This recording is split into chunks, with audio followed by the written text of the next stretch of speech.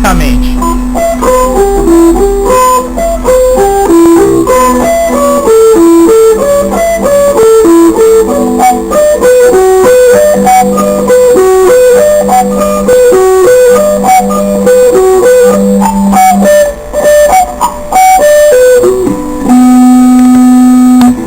Tempo normal.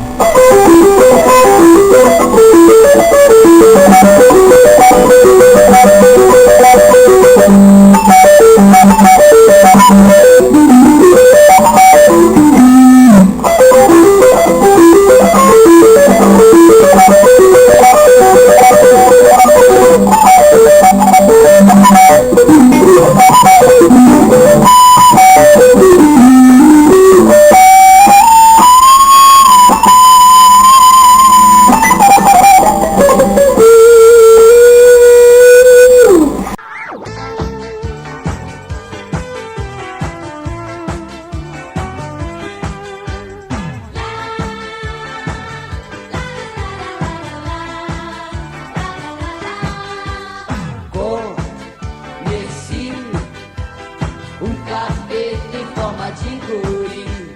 Conheci um capeta em forma de guri.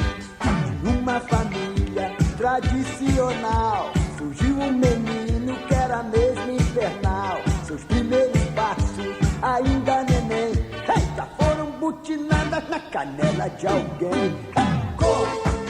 Conheci um capeta em forma de guri. Conheci um capeta em forma de guri. Crescendo o menino, pra escola entrou.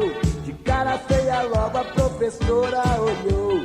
No meio da aula, um teco fatal mandou o coleguinha logo para o hospital. Hey! Conheci um capeta em forma de guri. Conheci um capeta em forma de guri. Depois da aula, na bola era o tal. Quebrar a vidraça para ele é normal. Mas num belo dia, por perder um gol, botou fogo na casa e depois derrubou. Que capeta! Conheci um capeta em forma de guri. Conheci Sai, capeta! um capeta em forma de guri.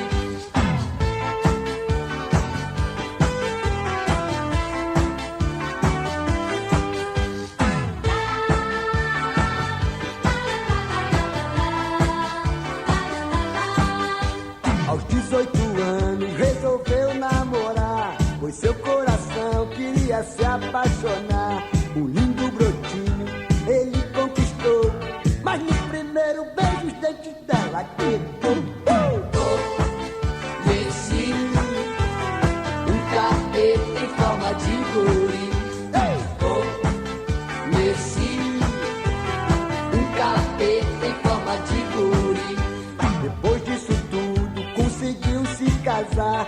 O seu casamento não quero lembrar. Saiu da igreja de short